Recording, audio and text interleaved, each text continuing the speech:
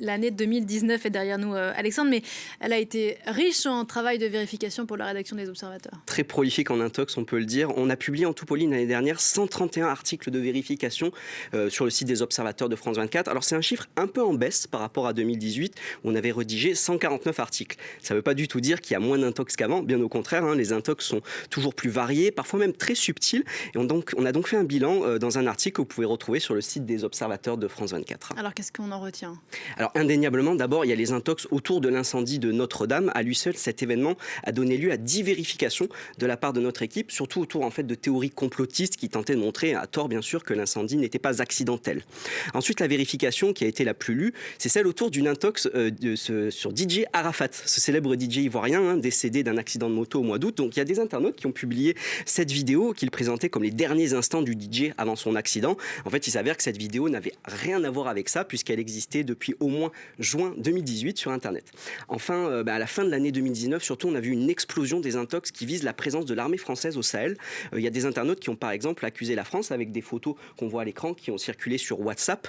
Ils ont accusé la France de livrer des armes à des groupes djihadistes. Et en fait, cette légende est absolument fausse. En tout cas, elle n'illustre pas du tout ces photos, puisque ces images en fait viennent d'une saisie de la douane au Nigeria en 2017. Et ce conteneur rempli d'armes, en fait, il venait de Turquie. Voilà pour quelques-unes de vos démonstrations de l'année passée. Comment s'annonce l'année qui vient juste de commencer ? Pour rebondir sur ce qu'on vient de dire, on continue de voir pas mal d'intox autour de la présence de l'armée française au Sahel. Je vous montre la dernière qui a circulé.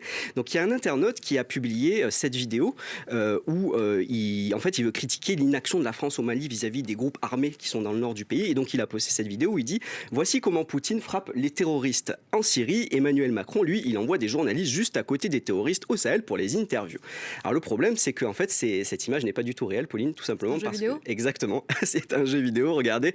Donc à droite, on a la vidéo qui a été postée par l'internaute, et à gauche, c'est celle du jeu vidéo Gunship Simulator.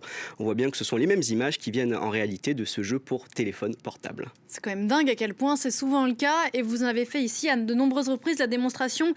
Alexandre, nouvelle année, donc nouvelle résolution. Quels sont les conseils qu'on peut donner à ceux qui nous regardent ? Alors j'en donnerai 3, Pauline. Le premier conseil, c'est de se donner le temps. Toujours bien lire un contenu, regarder attentivement une vidéo ou une photo avant de partager ou de liker. Lorsqu'on se donne le temps, et souvent lorsqu'on regarde de plus près, en fait, on se rend compte très facilement qu'il s'agit d'intox. Le deuxième, ça serait d'aller lire le guide de vérification des observateurs qui est disponible sur notre site pour apprendre par exemple, une bonne fois pour toutes, comment faire une recherche d'images inversées. C'est très facile, ça prend quelques secondes, on peut même le faire sur un téléphone portable et ça permet de vérifier l'origine d'une image. Enfin, le troisième, c'est de jamais hésiter à demander de l'aide. En 2019, on a beaucoup aimé lorsque les internautes nous ont interrogés sur des images douteuses qu'ils avaient vues. On a adoré leur répondre et répondre à leurs interrogations et trouver l'origine des images. Et ça ne changera jamais en 2020. Voilà pour ces bons conseils. Donc en 2020, si on a un doute, on prend son temps, on vérifie et si on ne peut pas, on vous contacte.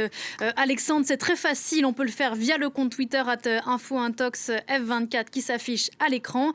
Merci beaucoup Alexandre, donc. Merci, et à la semaine prochaine pour de nouvelles vérifications.